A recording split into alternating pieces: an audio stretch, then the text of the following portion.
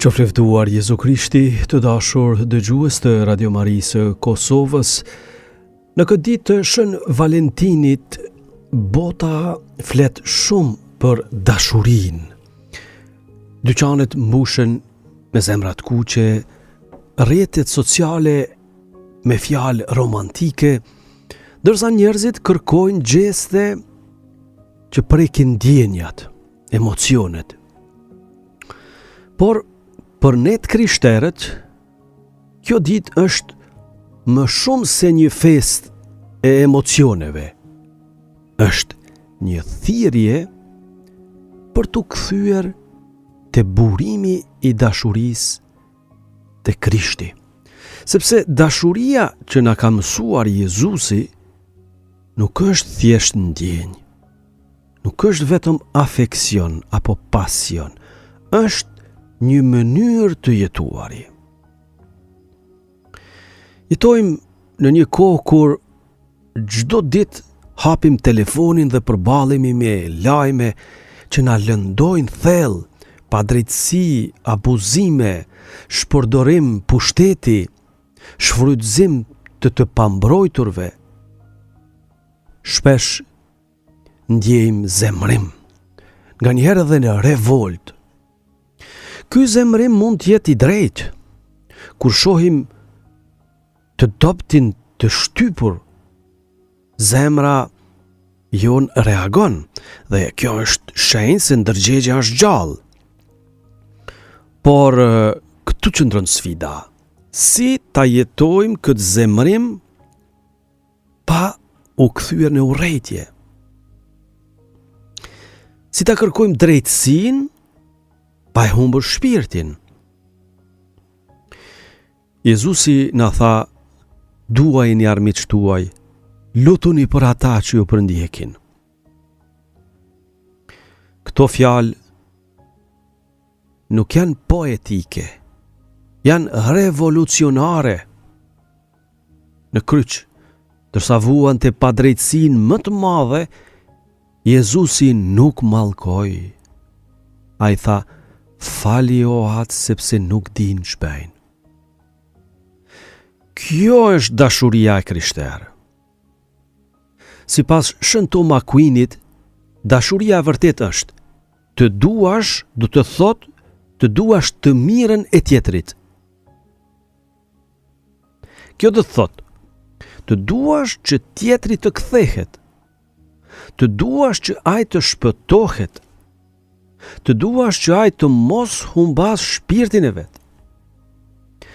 Dashuria e krishterë nuk është sentimentalizëm.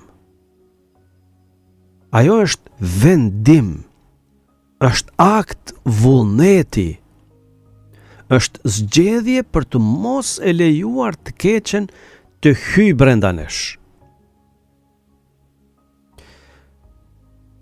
Duaje armikun, po, por kjo nuk do të thotë të justifikosh të keqen.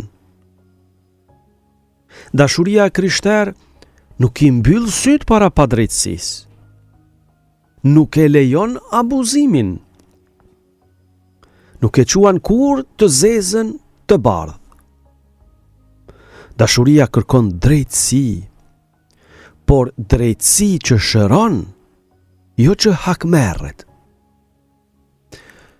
Nganjëherë dashuria kërkon përgjegjësi, ndalim të së keqes, madje edhe ndëshkim të drejtë, por gjithmonë me synimin e kthimit dhe shpëtimit, jo me dëshirën për hakmarrje.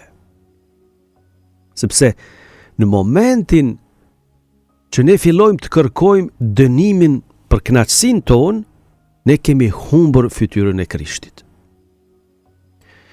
Në këtë kohë të trazuar, rreziku më i madh nuk është vetëm e keqja që ndodh përreth nesh.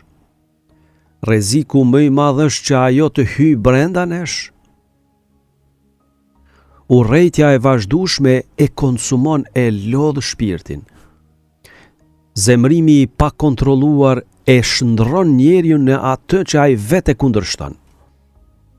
Prandaj sot, ditën e Shën Valentinit, Krishti na fton: ruaje zemrën, mos e lejo errësirën të të pushtoj.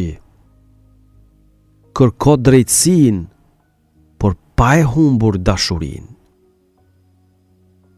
Dashuria e krishterë nuk është dobësi. Ajo është forca më e madhe që ekziston. Ajo e mbron të pambrojturin. Kërkon të vërtetën, fal, shpreson dhe punon për kthimin e mëkatarit. Ne nuk duam sepse tjetri e meriton. Ne duam, dashurojmë sepse jemi bi të atij që është dashuri. Në këtë ditë, le ta pyesim veten, apo e shohim botën me sytë e Krishtit? Apo e mbrojmë shpirtin ton nga urrëtia? Apo e duam edhe atëherë kur është e vështirë? Sepse dashuria e vërtet nuk është një ndjenjë që vjen e shkon.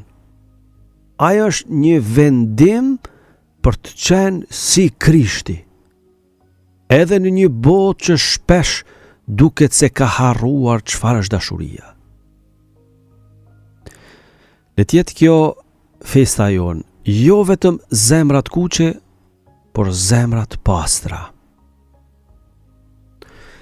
Zoti ju bekoft dhe ju dhënt një dashuri që nuk mposhtet nga errësira, por e ndriçon atë. Dom Shtefën Dodës, drejtor programin Radio Marinë e Kosovës.